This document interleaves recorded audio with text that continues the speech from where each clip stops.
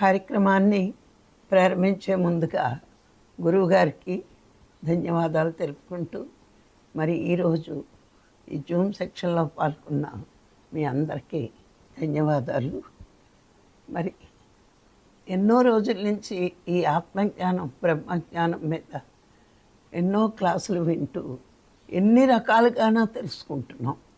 ఇది పొందడానికి ఏం చేయాలి, ఎలాంటి సాధన చేయాలి, ఎలాంటి జ్ఞానం వినాలి అని మనం తెలుసుకుంటూ, మరి ఈ రకంగా తెలుసుకున్న మనము దాన్ని జీవితంలో అనుభవంలోకి తెచ్చుకున్నప్పుడే ఫలితం ఉంటుంది. ఏదైనా వినడం చేసి విని వదిలేస్తే అది దాన్ని ఏమంటారు అంటే విషయ సేకరణ. మనం అనుభవంలో తెచ్చుకున్నప్పుడే మనకి జ్ఞానం వస్తుంది. అందుకే పత్రికారు అనుభవమే జ్ఞానం అన్నారు. నీ అనుభవంలో నువ్వు ఏదైతే పొందుతావో అదే జ్ఞానము. అందుకే గురువులు చెప్తారు, ఆ చెప్పింది మనం విన్నప్పుడు గురువులు ఎప్పుడూ సత్యమే చెప్తారు. కానీ మన అనుభవంలో తెచ్చుకుంటూ సత్యం ఇలా ఉంటుంది అనే అనుభవం మనం పొందాలి. జ్ఞానం పొందడానికి ఎన్నెన్నో విషయాలు గురువులు మనకు నేర్పినా, మనము ఎన్ని నేర్చుకున్నా ఇంకా తరగని విద్యే మరి ఈ బ్రహ్మ విద్య. నేర్చుకున్న కొద్దీ ఇంకా నేర్చుకోవాలి. మరి ఈ విధంగా మనం ఒక్కొక్కసారి ఎన్ని నేర్చుకున్నా మన మనసు మాయకి వశమై దుర్గుణాలకి దగ్గరవుతుంది. కానీ ఆత్మవిద్య బ్రహ్మ విద్య నేర్చుకునే మనం ఎప్పుడూ సద్గుణాలని అలవాటు చేసుకుంటూ దుర్గుణాలకి దూరంగా ఉండాలి. కానీ మనకి మాయకి వశమవుతూ ఉంటాం. మాయ ఎప్పుడైతే మనసుని ఆక్రమిస్తుందో మరి దుర్గుణాలు అలవాటు అవుతూ ఉంటాయి. దాన్ని వదలడం కూడా కష్టమే అవుతుంది. సద్గుణ సంపన్నుడే పరమాత్మకి ప్రీతి, పరమాత్మని చేరుకోగలడు అని మనకి ఋషులు చెప్తూ ఉంటారు. దాంట్లో మొట్టమొదటి గొప్ప సద్గుణం ఏంటి అంటే త్యాగం. ఆ త్యాగం వలన మాత్రమే అమృత స్వరూపుడవుతాడు అంటారు.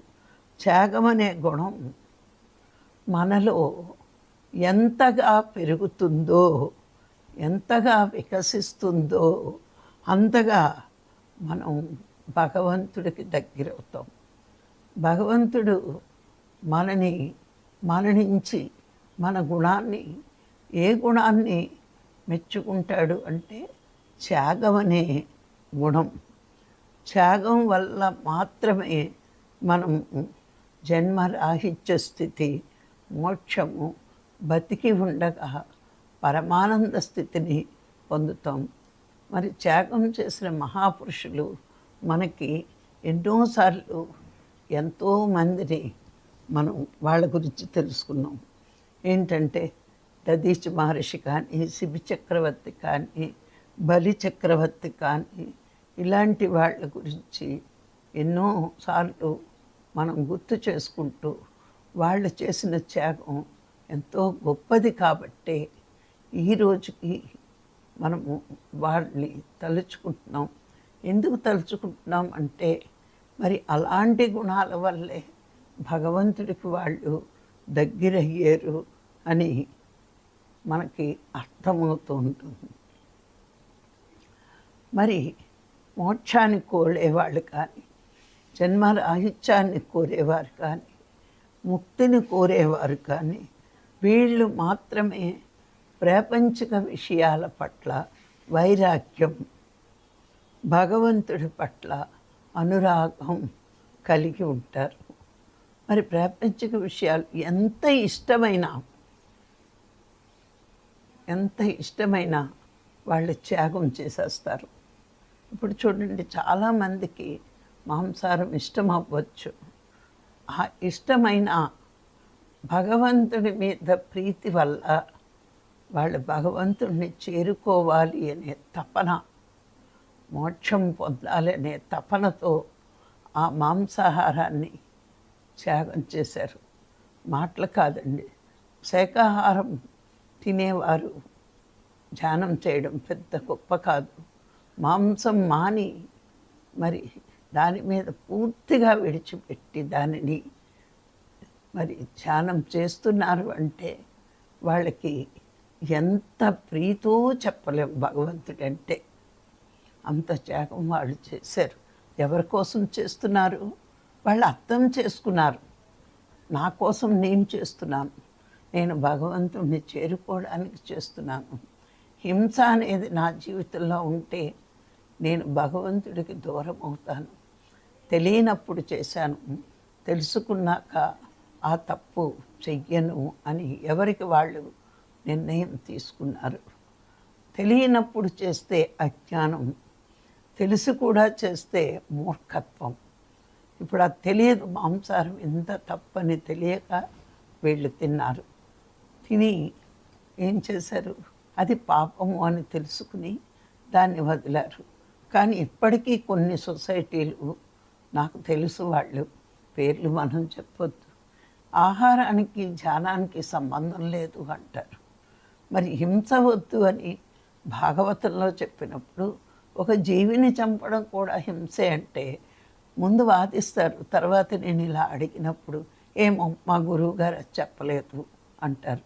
అంటే పూర్తిగా సాధన లేక ఏదో గురువు చెప్పాడు, గురువు అనుకోవచ్చు, వాళ్ళకి తెలియక కాదు నేను అనేది, మెల్లిగా మాంతాళ్ళే అని వదలవచ్చు. కానీ సాధన లేక ఆ మాటలు పట్టుకుంటున్నారు. కానీ అసలైన అర్థం, ఇప్పుడు పాపము అంటే ఏంటి చెప్పండి అందరూ? ఒక జీవిని బాధ పెట్టడం, చంపడం, ఇవన్నీ పాప పనులేగా. చంపడమే పాపం కానప్పుడు, మాంసం తినడమే పాపం కానప్పుడు సృష్టిలో ఏదీ పాపం కాదు మన లెక్కలో అయితే.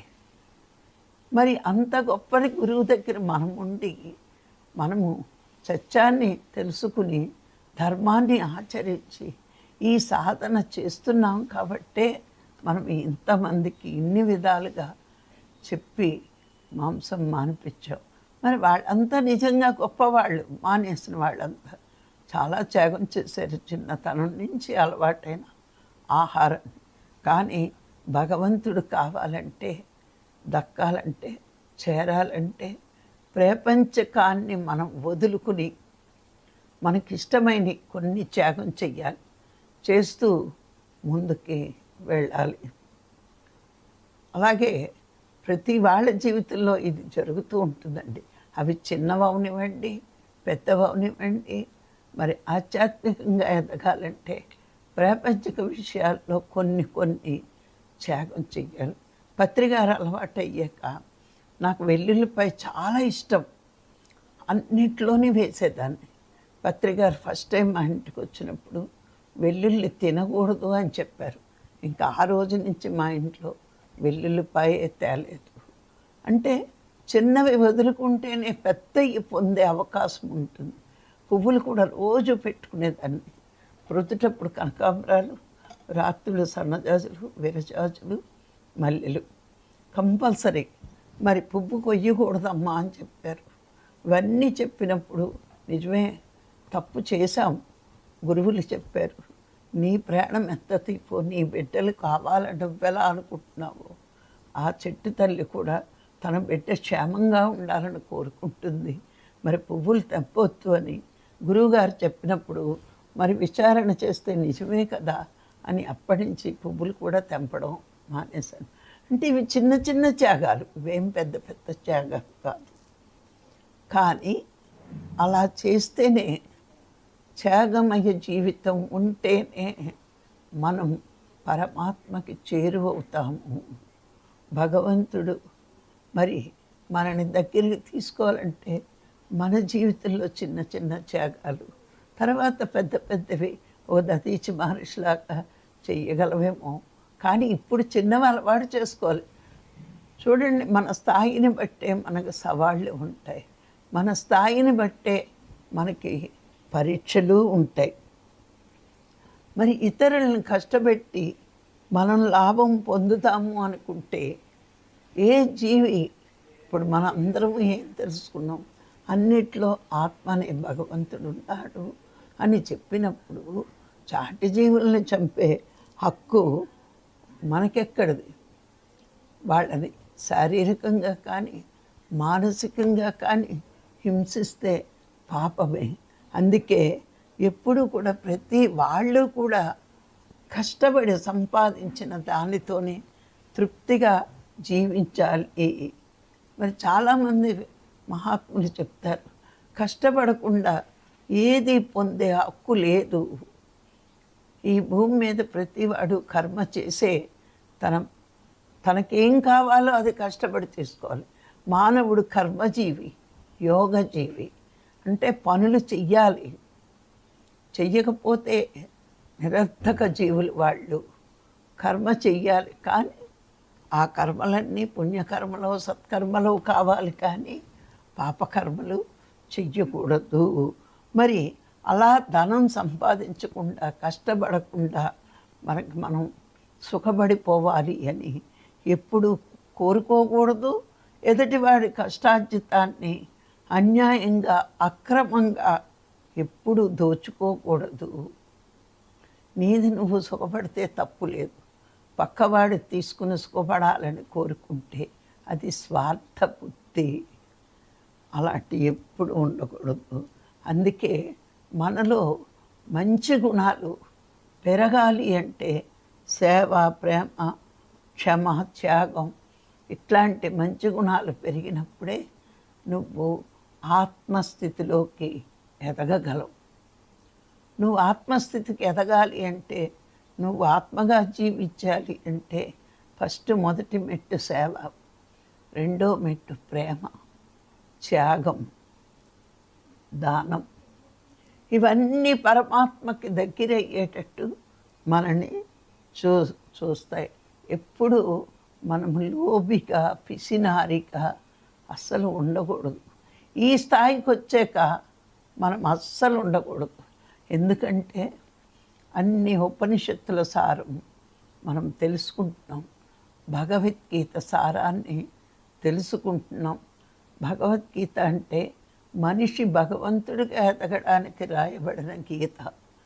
అందులో మరి దానం చేస్తేనే, ఆ దానం కూడా నేను కాదు, భగవంతుడు నా చేత చేయిస్తున్నాడు అనే అభిప్రాయంతో చేస్తే అది సత్కర్మై, యజ్ఞకర్మై నిన్ను పరమాత్మ వైపుకు నడిపిస్తుంది అని గీతలో చెప్పడం జరిగింది. అందుకే లోబు పిసినారి ఏనాటికి పురోగతి పొందలేడు. లోబి అంటే సంపాదించింది ఖర్చు పెట్టని వాడిని లోబి అంటారు. ఎవరికీ పెట్టిన వాడిని పిసినారి అంటారు. భగవంతుడు తత్వం ఏంటి అంటే, తనకున్నది 10 మందికి పంచిపెట్టి త్యాగబుద్ధితో అనుభవించమంటున్నాడు.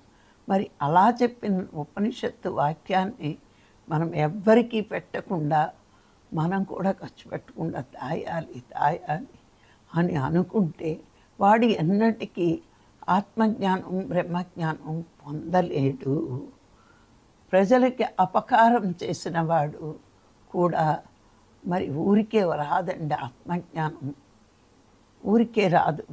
చూడండి, మనం చెప్పుకున్నాం, తెల్లని గోడ మీద చిన్న నల్ల మచ్చున్న స్పష్టంగా కనబడినట్టు మనలో దుర్గుణాలు ఉంటే పరమాత్మకి ఖచ్చితంగా తన దగ్గరికి వచ్చే అవకాశాలు వాళ్ళకి చాలా తక్కువ ఉంటాయి. అందుకే పూర్వం మహాత్ములు చెప్పేవారు, నీది నువ్వు అనుభవిస్తే ప్రకృతి, ఎదటివాడిది అనుభవిస్తే వికృతి, నీది కూడా ఎదటివాడికి ఇస్తే సంస్కృతి అని. అంటే నీది నువ్వు అనుభవించడంలో తప్పేమీ లేదు, పాపము లేదు, అది ప్రకృతి ధర్మం. కానీ ఎదటివాడిది అనుభవిస్తే వికృతి అన్నారు. అంటే వ్యతిరేకత, తప్పుడు పని, చాలా తప్పుడు పని. ఎదుటివాడిది అన్యాయంగా కానీ, అక్రమంగా కానీ, దొంగతనంగా కానీ తీసుకుంటే నువ్వు పరమాత్మ వైపు చూస్తున్నట్టుంటావు, కానీ వెనక్కి వెళ్ళిపోతావు. అది వికృతి. నాకు లేకపోయినా పర్వాలేదు, పక్కవాడి కడుపు నిండితే చాలు అనుకుని నీది కూడా పక్కవాడికి ఇస్తావు చూడు, అది సంస్కృతి. అంటే నువ్వు చాలా గొప్పవాడివి. సనాతనమైన ధర్మం, ఆ సంస్కృతిలో నువ్వు ఉంటే నువ్వు చాలా గొప్పగా ఎదుగుతావు అని మన ఋషులు మనకి చెప్పడం జరిగింది. అందుకే ప్రజలకి ఉపయోగపడే పనులు చేస్తే అది పుణ్యకర్మ. నాకెందుకు, నేనెందుకు చెయ్యాలి, నాకేం అవసరం, నా సంసారమే సుఖపడితే చాలు, నా పిల్లలు భార్య సుఖపడితే చాలు అని చాలామంది అనుకుంటారు. పక్క గొడవ నాకెందుకు అని. కానీ కొంచెం త్యాగబుద్ధితో ఆలోచిస్తే మన డబ్బు కానీ మన శక్తి కానీ కొంచెం త్యాగం చేసి పక్కవాడి గురించి ఖర్చు చేస్తే మరి ఎంత ఆనందం పొందుతామో అది చేసిన వాడికే తెలుస్తుంది. ప్రజల్లో నువ్వు హృదయంలో, ఆ ప్రజల హృదయాలలో నువ్వు దేవుడిగా మెదులుతావు.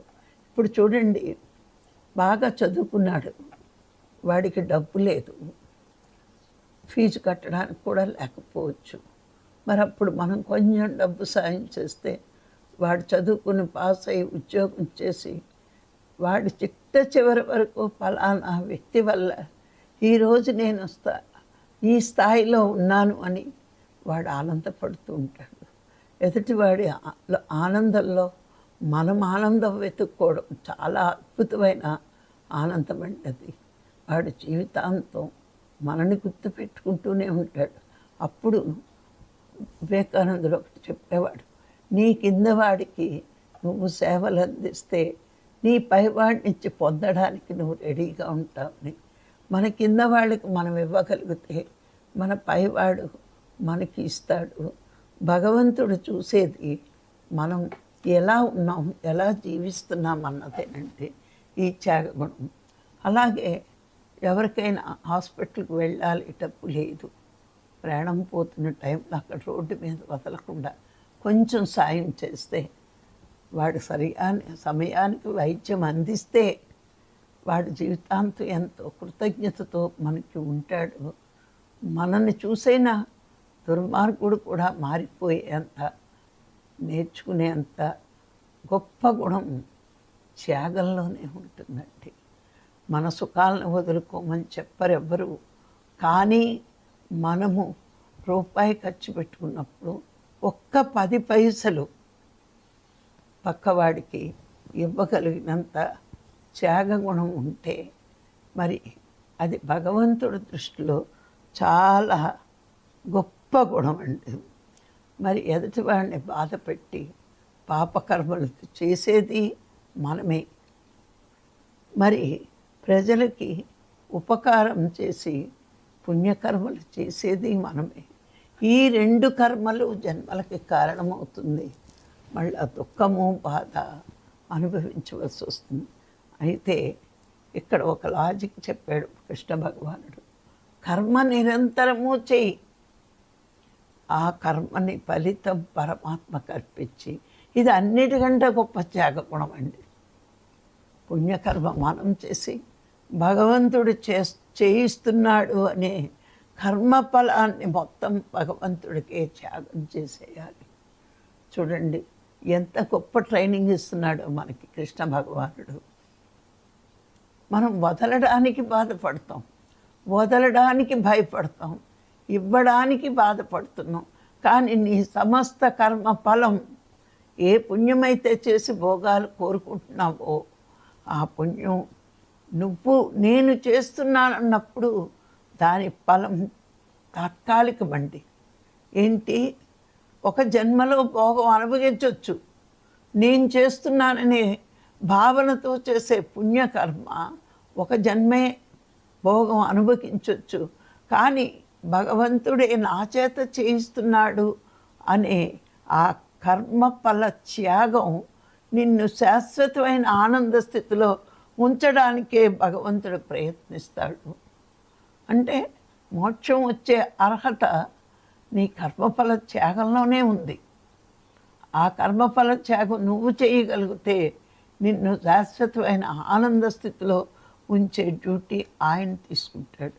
కానీ ఇలాంటి పరమసత్యాలు అందరికీ గ్రహించే బుద్ధి భగవంతుడు ఇవ్వడండి. ఎందుకంటే స్వార్థపూరితమైన జీవితం ఉన్న వాళ్ళకి, మరి మోసపూరితమైన జీవితం ఉన్న వాళ్ళకి, బద్ధకస్తులకి, సోమరిపోతులకి ఇలాంటి బుద్ధి వాళ్ళ జీవితాంతం ప్రయత్నించినా రాదు. వాళ్ళైతే పాపకర్మలు చేస్తారు, లేదా గుడికి వెళ్ళి కొబ్బరికాయ కొట్టో ఏదైనా చిన్న దానం చేసో పుణ్యకర్మ చేస్తారు. కానీ ఈ సత్కర్మలు, మోక్షం వచ్చే కర్మలు వాళ్ళకి చేసే అర్హత లేక ప్రకృతి ద్వారా వీళ్ళకి ఎంతవరకు తెలియపరుస్తాడు అంటే పాపము పుణ్యం వరకే తెలుసు. కానీ మరి లేకపోతే గమనించండి, భగవద్గీత 5000 సంవత్సరాల క్రితం నుంచి వచ్చిన నాకు ఈ మార్గంలో రావడానికి 20 సంవత్సరాలు భగవద్గీత చదివినా అర్థం కాలేదు కర్మఫల త్యాగం అంటే ఏంటి అన్నది. ఏంటంటే చదువుతున్నాను, కర్మ సన్యాస యోగం చదువుతున్నాను, కర్మయోగము చదివాను. కర్మ ఎందుకు చెయ్యాలో తెలియలేదు, కర్మ సన్యాసం ఎందుకు చెయ్యాలో తెలియలేదు. కానీ పత్రికారు వచ్చాక అర్థమైంది, ఏ మనిషి సోంబేరిగా ఉండకూడదు, తన తిండి తానైనా సంపాదించాలి. ఎవరిదైనా తింటే కష్టపడైనా పని చేసి అది తినడానికి నీకు హక్కు అప్పుడు వస్తుంది అని చెప్పారు. అలాగే మరి నువ్వు చేసే ప్రతి మంచి పనిని నువ్వు చేస్తున్నానని శరీరానికి పెద్దపీట వేస్తున్నావు. నువ్వేం చెయ్యట్లా, నీలో ఆత్మ ఉండి నీ చేత చేయిస్తుంది. అందుకని ఫలితం ఎప్పుడూ కోరొద్దు, భగవంతుడు వదిలే. అప్పుడు అర్థమైంది కర్మ సన్యాస యోగంలో అంతరార్థం. అందుకే సద్గురువులు మన జీవితంలోకి వచ్చే వరకు మనది ఎడారి జీవితం. ఎండమావులు వెంట పరిగెట్టి మనం అక్కడ నీళ్లు లేక అలసిపోయాం. అంటే ఏంటంటే సుఖాలు ఉన్నాయని భ్రమపడి ఎండమావులు లాంటి సుఖాలను చూస్తూ అవే ఇప్పుడు ఎండమావులు కనిపించాయనుకోండి, అక్కడ నీళ్లు ఉన్నాయని పరిగెడుతున్నాం, నీళ్లు లేవు, మళ్ళీ దుఃఖం వస్తోంది. మరి మనలాంటి వాళ్ళమై ఎండమావుల వెంటే పరిగెట్టాం, ఎడారుల్లో తిరిగాం. సుఖం దక్కలేదు, సంతోషము తాత్కాలికమే, సుఖము తాత్కాలికమే. మరి అలాంటి మన జీవితాల్లో ఒక మల్లె తోటలాగా మన మనస్సులను తయారు చేసుకుని ఎప్పుడూ ఆనంద స్థితిలో ఉంది. ఇదంతా మనకి ఎందుకు వచ్చింది అంటే నిరంతరము ధ్యానం అనే కర్మ. ఒకటి పని చేస్తే అది కర్మ, ఆ ధ్యానం అనేది చేస్తున్నాం. శాశ్వత ఆనంద స్థితి ఇచ్చే కర్మ ఏదైతే ఉందో అది సద్గురువులు మాత్రమే బోధించగలరు. బాధ గురువులు, బోధ గురువులు శాశ్వత ఆనంద స్థితినిచ్చే కర్మని చెప్పలేరండి. ఒక సద్గురువు మాత్రమే శాశ్వత ఆనంద స్థితి కలగచేసే ఇలాంటి గొప్ప కర్మ ధ్యానము అనేది మన చేత చేయిస్తూ విచారణ అనేది పెట్టుకుని ఏది మంచి ఏది చెడ్డ, నీకు చెడ్డ అనిపించింది వదిలేయి, మంచి అనిపించింది చెయ్యి. వాళ్ళు నేను చెప్పడం కాదు, ఏదైతే నీకు బాధ కలుగుతుందో అది ఎదుటి వాళ్ళ విషయంలో ఎప్పుడూ చెయ్యొద్దు. నీకు బాధ కలిగేది చెయ్యకుండా ఉంటే అది పుణ్యకర్మే. నీకు బాధ కలుగుతున్నా ఎదుటివాడే కదా అని నువ్వు చేస్తే పాపం డబల్ అవుతుంది. అందుకే ప్రతి దానికి విచారణ విచారణ విచారణ. నువ్వేం చేస్తున్నా ఈ శరీరం ఏమీ చెయ్యట్లేదు, నీ శరీరంలో నా ఆత్మ అనే భగవంతుడు ఉండి నువ్వు భగవంతుడి వైపు తిరిగేవు కాబట్టి నీ చేత సత్కర్మలు చేయిస్తున్నాడు. నువ్వు భగవంతుడి వైపు తిరగడం అంటే గుళ్ళో విగ్రహం ముందు కూర్చోవడం కాదు, అంతర్ముఖం అవ్వడం, అంతర్ముఖ ధ్యానం. ఎక్కడ భగవంతుడు ఉన్నాడు అనే సత్యాన్ని గురువు ద్వారా విన్నప్పుడు అక్కడే వెతకాలి. ఎందుకు అంటే పరమాత్మ పంపించిన వాడే గురువు కాబట్టి నువ్వు నీ సత్ప్రవర్తనకే నీకు సద్గురువు వస్తాడు. మనది దుష్ప్రవర్తన అయితే సద్గురువులు మన జీవితంలోకి రారు. అప్పుడు మొదలవుతుంది అసలైన త్యాగం. మనకి ఈ స్థాయికి వచ్చినప్పుడు మనం తినకపోయినా పర్వాలా, పక్కవాడు తింటే ఆనందం, పక్కవాడి జ్ఞానం బాగా చెప్తుంటే ఆనందం. ఏ పని చేస్తున్నా మనకి ఈర్ష అసూయ ద్వేషాలు ఎంతగా తగ్గిపోతాయి అంటే పక్కవాడి అభివృద్ధిని కోరుతూ వాళ్ళ అభివృద్ధి పొందేరు అంటే చాలా సంతోషం వేస్తుంది. అంటే ఇక్కడ ఏమైంది, ఈర్ష్య అనే గుణాన్ని త్యాగం చేశాం, స్వార్థం అనే గుణాన్ని త్యాగం చేశాం, అహంకారం అనే గుణాన్ని మనం త్యాగం చేసాం. ఇవన్నీ త్యాగం చేసి దుర్గుణాలని త్యాగం చేసి సద్గుణాలని అలవాటు చేసుకుంటున్నాం. అందుకే మనకి ఈ మార్గంలోకి సత్య మార్గంలోకి వచ్చే వరకు సత్యం అసత్యం తెలియదు, జ్ఞానము అజ్ఞానము తెలియదు. ఇక్కడికి వచ్చాకే సరి అయిన జీవన విధానం మానవుడిగా పుట్టి మానవుడు ఏం చెయ్యాలో అది చేస్తున్నాం కాబట్టే ఇప్పుడు ఇంత ఆనంద స్థితిలో ఉంటున్నాం. అందుకే ఒక జ్ఞాని జీవితంలో త్యాగానుకున్న విలువ, ఆ త్యాగం అంటే ఏంటో అన్నది జ్ఞానికి తెలిసినందుక మిగతా వాళ్ళు ఎవ్వరికీ అది తెలియదు. ప్రాపంచిక జీవితంలో ప్రాపంచిక జీవితం స్వార్థంతో ఉంటుంది. నేను డబ్బు సంపాదించాలి, నా భార్య పిల్లలే సుఖపడాలి అనుకుంటాం. కానీ ఇక్కడికి వచ్చాక ఈ విద్య నేర్చుకున్నాక ఉపనిషత్తుల ద్వారా ఎలా బతకాలో నేర్చుకున్నాం, భగవద్గీత ద్వారా ఏది ఆచరించాలో నేర్చుకున్నాం. ఇవన్నీ నేర్చుకున్న మూలాన్ని త్యాగం ఎంత గొప్పదో. అందుకే కృష్ణ భగవానుడు కర్మ సన్యాస యోగంలో నువ్వు చేసే ప్రతి పుణ్యకర్మ త్యాగంతో పరమాత్మకు అర్పించే తాత్కాలిక ఆనందమే కాదు, శాశ్వత ఆనంద స్థితిలో ఉండేటట్టు భగవంతుడే చూసుకుంటాడు అని ఈ మార్గాన్ని మనకి ఇవ్వడం జరిగింది. అందుకే మహాత్ములందరూ త్యాగ పురుషులు. వాళ్ళని చూసి మనం కూడా చిన్న చిన్న త్యాగాలు చేయడం అలవాటు చేసుకోవాలి. అంటే ప్రతిదీ త్యాగం అంటే ఇచ్చేయడమే కాదండి, సహించడం భరించడం కూడా త్యాగమే. అన్నీ ఇచ్చేయాలి, నా దగ్గర ఏముంది అంటే ఓర్పు ఉంది, దాన్ని కూడా త్యాగం చేయాలి. ఎందుకు అంటే ఆ ఓర్చుకుంటేనే నేర్చుకుంటానని తెలుసు కాబట్టి ఓర్చుకోవాలి. తిట్టిరా అదంతా చాలా పెద్దది. ఇంకా మనం అందులో కాదు, ఇక్కడ ఇప్పుడు ప్రస్తుతం మనం ఉన్న పరిస్థితుల్లో ఎట్లా ఉండాలో నేర్చుకోవాలి. చెప్పుకున్నాం కదా, ఈర్ష అసూయ ద్వేషం ఇవన్నీ కూడా మెల్లిమెల్లిగా మన జీవితంలోంచి తొలగిపోయి సేవ, ప్రేమ, క్షమ, త్యాగం ఇలాంటి గుణాలని అలవాటు చేసుకుంటే మనమే దైవాలను కాగలం. భగవంతుడికి ఇష్టమైన గుణాలు అవి కాబట్టి అవి మనం భగవంతుడిని ప్రేమిస్తున్నాం, ఆయన దగ్గరికి వెళ్ళడానికి ఆయన వైపు తిరిగాం.